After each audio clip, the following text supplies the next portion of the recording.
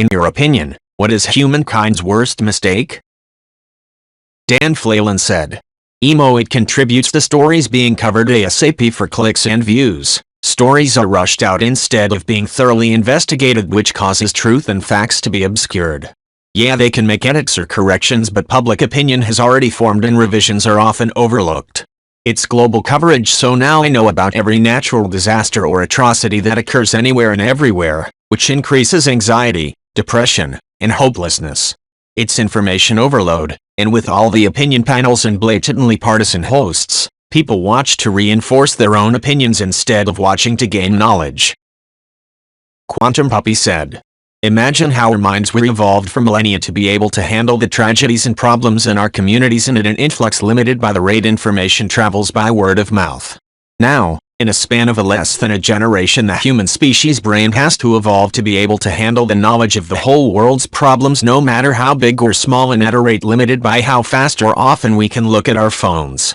It would be interesting to see how today's children's mental fortitude would compare to current adults in a few years, considering they will have been brought up in this world. Will their brains be more adapted to handle the stress, or will they be more acclimatized and not be as stressed? How fast can the human brain evolve through nature and nurture? I think even if natural selection hasn't taken its course yet, there will already be noticeable differences simply due to being exposed to this from a birth. I think a totally unrelated example would be how much better kids are nowadays at gaming esports compared to our generation.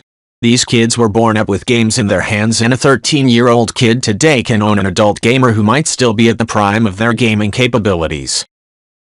Mage Vicky said. Seriously, what a question. Where to even start? At the beginning. In the beginning, the universe was created. This has made a lot of people very angry and has been widely regarded as a bad move. PM Mere Smiling Face said. I was 37 when 9/11 happened.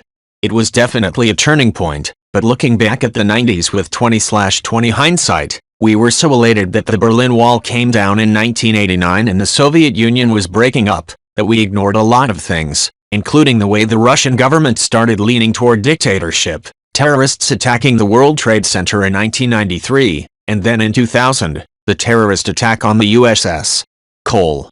We probably should have helped Russia move toward democracy somehow, and when they were laying off their nuclear scientists, we probably should have hired them to do something in the US so they wouldn't be helping other countries develop nuclear weapons.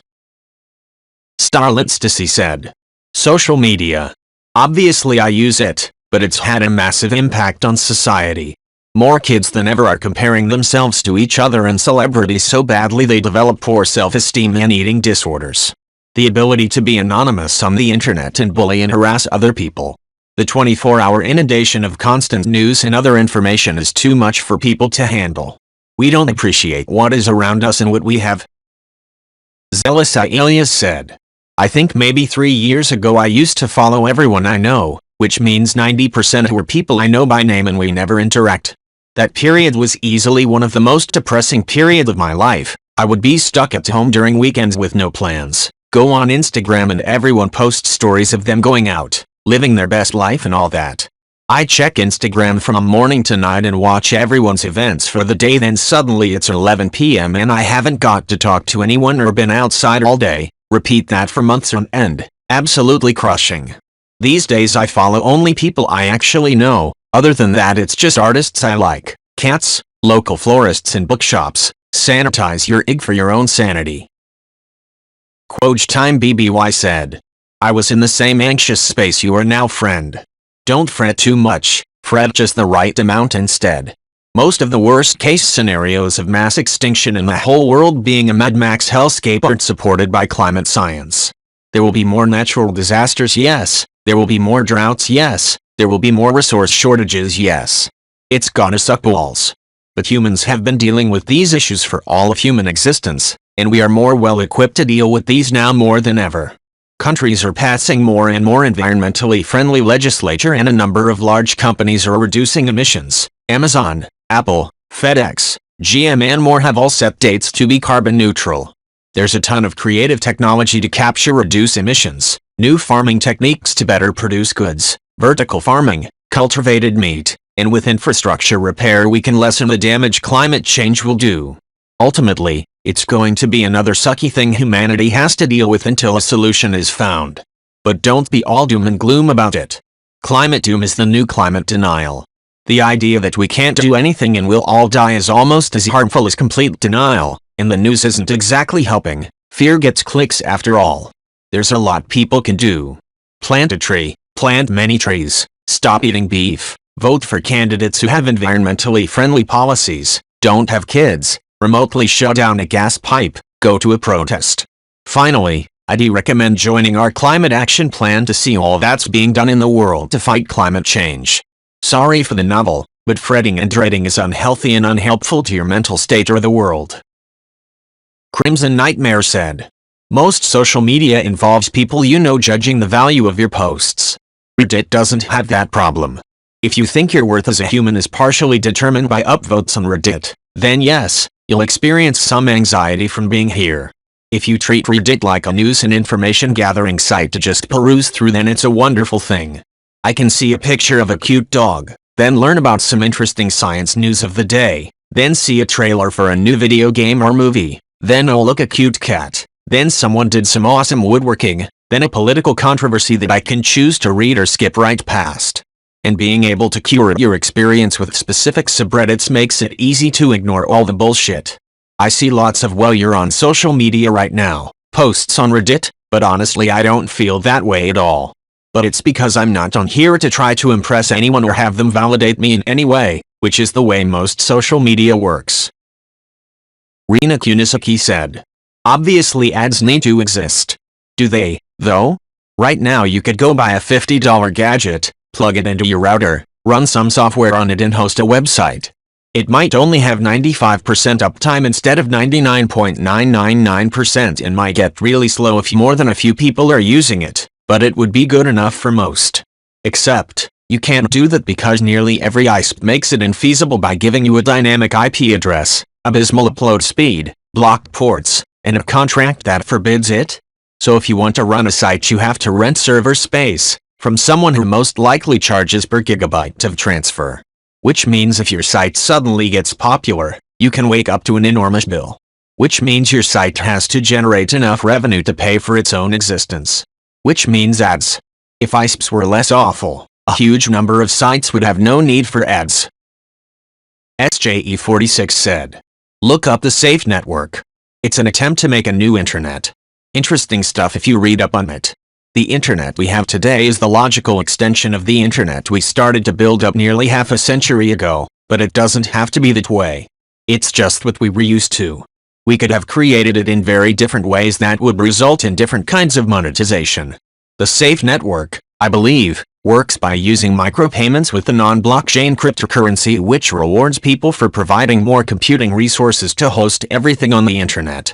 Everything is stored on everyone's computer, according to how many resources you contribute. For example, you can decide to give up 50 gigabytes of your hard drive, and what's stored on it is a mystery, but it's completely encrypted, so even you won't know, and how fast you contribute, and because you get paid directly for what you're putting in, that means we don't need ads or to pay expensive hosting fees. I don't know if that network will work out, but it at least shows that there are an entirely different schema by which we could have designed the internet besides the increasingly centralized bullshit we see today. Blues and Rib said, you can't mention 3 Mile Island in the same breath as Chernobyl. It's like comparing the Indian Ocean tsunami to that time at the beach I underestimated the tide and my favorite flip-flops were lost to Poseidon.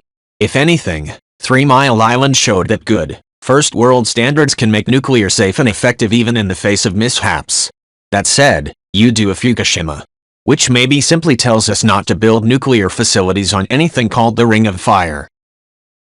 Sir Raimundo Rocket said, there are hundreds if not thousands of jobs that require people to work through the night, long hours, or night shifts. So many people who have absolutely no way to get basic goods or services during their regular waking hours. People driving at night need gas stations. People flying airplanes at night need air traffic controllers. A lot of truckers use the light traffic at night to make delivery go faster. Emergency services like healthcare or veterinarian services need to be available 24/7. How would you like to break a leg and have someone say sorry, the hospital isn't open until 7 a.m. And the people working those shitty hours and shifts absolutely deserve to have at least some places they can get things they need. I used to work graveyard and sleep through the day. I was constantly trying to get stuff done that really fucked with my already shitty schedule. 3CR1T1C said. There are a few. The biggest is probably intensive agriculture. We had a really good thing going for hundreds of thousands of years, and then we accelerated all of our problems when civilization started to produce more food than they needed to survive. This fueled other excesses, but mostly it fueled rapid population growth, which in turn exploded the need for land, which in turn utilized massive slave labor and led to violent clashes and wars over territory, and so on and so forth. The byproduct of all this is ecological devastation. Overfarming, deforestation, the industrial era, etc., have caused soil erosion, driven up atmospheric carbon dioxide and carbon monoxide levels, and so on. The second biggest mistake is probably nuclear weapons, also itself a byproduct of intensive agriculture without which colonial imperialism wouldn't exist. I am reminded not just of Oppenheimer's famed misquote of the Bhagavad Gita, but of the words of Trinity test site director Ken Bainbridge. As if to say there's no putting the genie back in the bottle, upon seeing the first nuclear detonation, Bainbridge lamented. Now we are all sons of bitches. Twitchy Pants G said. So I just started reading Mark Bittman's Animal, Vegetable, Junk. It synthesizes a lot of historical and other info I've been reading lately. It boils down to agriculture. Agriculture is where we got fucked as a species. We went from generally sharing forage areas, land and water resources to this is now my wheat, and I needed water to grow it, and there isn't enough to share so fuck you. That's a super simplistic summary, but we can kinda chart shifts in culture, thinking, and environmental destruction to agriculture. NTSMMNS06 said. The need to win. To be the victor. This idea that you are either a winner or a loser is behind the most egregious acts known to man. It distorts our true desire for harmony. I'm not at all against competition. It brings out a lot of greatness in us, but the deep-seated cultural identity embedded in most of us that life is about winning means we miss out on listening, understanding, empathizing and collaborating. We end up thinking life is adversarial, politics, climate, school shootings, business, drug cheating, religion, you name it. And this I think explains a lot of where humankind goes wrong. The idea that winning is more important than everything else. So we suffer as a result of this concept. Happy 8 Day said. Burning Rome without taking their knowledge first and subsequently triggering the Dark Ages. Set the entire human race almost 1,000 years behind. Seriously, imagine what this world would be like if the Industrial Revolution started in 800 rather than 1700. Or if the combustion engine was invented around 1000 instead of when our great-great-grandparents were kids. Communications like the TV and the internet in the 1300s rather than the year 2000. Where would we be with nearly a millennia of that behind us? We would literally be living in a future that we can only imagine. Edit. To everyone writing me history novels about this, Nito. SJE46 said. Is this really the fault of burning Rome? Like, do you think every valuable piece of information was located in Rome, and it literally all disappeared? I can't help but feel you're conflating multiple events from history. The burning of the Library of Alexandria may or may not be Julius Caesar's fault, but regardless it's widely considered to not have been that disastrous for knowledge, and this was before the Roman Empire even existed, Nero playing the lyre while Rome burned. This was nearish the apex of the Roman civilization, way before it collapsed, and the actual collapse of Rome, in, I think the 400s? 500s? But that was the collapse of the Western Roman Empire. There was a second capital in the east that went on existing for the next 1,000 years, Constantinople. I'd imagine quite a few documents went over to there. I don't think the Dark Ages happened because Rome fell.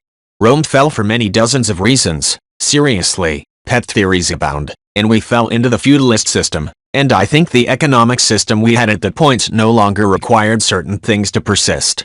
I think we fall into the habit of assuming all of human history is the story of progress by virtue of us living in quite progressive times. I mean, we went from horses and carriages to space stations, steam power to nuclear in less than a century. But that doesn't mean that if there is a backslide of sorts, that means we lost a millennium of technological progress. The Romans weren't great inventors, really. They knew the things they had to know, and things evolved slowly. Just as they always had through history. Things got lost in the Middle Ages because they were no longer useful, but other things did become useful. And I don't even think Rome was deliberately burned in a way we lost all documents. We still have tons of documents from that TME period, including a boatload of personal letters from Cicero to Brutus and crap like that. Books, plays, epics, etc., etc. Plenty of stuff was lost, but plenty was saved. Leucippus once said, "The ages were only dark in Europe. The Muslim Golden Age still impacts scientific though to this day. They were truly amazing, and the sunshine of that culture is what eventually sparked European Renaissance. If you really consider an ancient thought that should have gone the other way. Atomism. The Greeks had essentially figured out the atomic principle. It was crude, and Anaxagoras had figured out that stars were huge burning rocks, not that far off considering he made observations with the naked eye. They were massive, but the reason they looked small was they were comically far away. It seemed implausible. 2,000 years passed. Hippomage said, "The way monarchs came into power is that there was one guy who had a farm that got big. He had to hire people to help him, either paid with money or food, water, housing, etc. Then people saw this guy had stuff, then they said, let's go take that stuff. This causes him to hire guards.